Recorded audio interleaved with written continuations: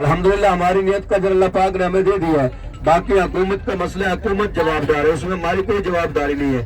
ہمارا کام ہے کوشش کرتے رہنا، جدوجہد کرتے رہنا، اپنے ایجنٹوں کو بولیں، ملنے سماجوں سے جائیں جیسے کیسے کر کے وہاں پر جائیں. اور تمام حاجی سے گزارش ہے جن بہن بھائیوں کو پرمٹ بنانا آتا ہے ایک دوسرے حاجی کا ساتھ دیں تاکہ وہ بیچارہ بھی لاکھوں روپے جو لوگ خرچ کر گیا ہے وہ ریاض الجنہ میں نفل ادا کر سکے. اور آپ کے لیے یہاں بھی دعا کرے گا اور پاکستان میں بھی جا کر دعا کرے گا، اور ہو سکتا ہے اس کی دعا سے آپ کے بیڑے ہی پار ہو جائیں.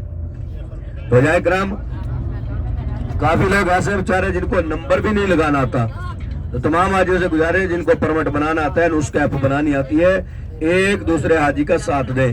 چوتھی ہماری شان والی زیارت جو ہے مسجد نبی کے اندر کی زیارت، ہمارا شان والا قبرستان جنت البقیع. تو ریاض الجنہ کی فضیلت آپ کو بتانے لگا ہوں. ریاض الجنہ وہ جگہ ہے، وہ مقام ہے جس کو جنت کا ٹکڑا کہا گیا.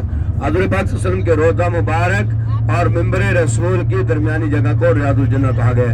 حجاج اکرام ریاض الجنہ وہ جگہ ہے، وہ مقام ہے جس کو جنت کا ٹکڑا کہا گیا. اپنے دائیں ہاتھ پر دیکھیں، یہ سامنے جو مسجد نظر آ رہی ہے دائیں ہاتھ پر پل کے نیچے جالیوں والی مسجد ہے، ایک گنبد والی مسجد جس کے اوپر یہ کبوتر بیٹھے ہوئے ہیں، مسجد ذوالنورین حضرت عثمان غنی رضی اللہ عنہ کے نام سے مسجد ہے.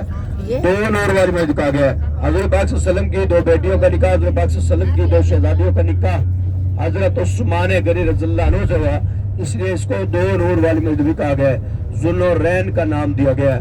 ایسا بان جب آج آپ آؤ گے مسجد نبوی میں تو یہی روڈ لے کر آنے، مسجد بلال والا فرنٹ والی سائڈ سے آنا جہاں سے بھی ہماری گاڑی آئی ہے.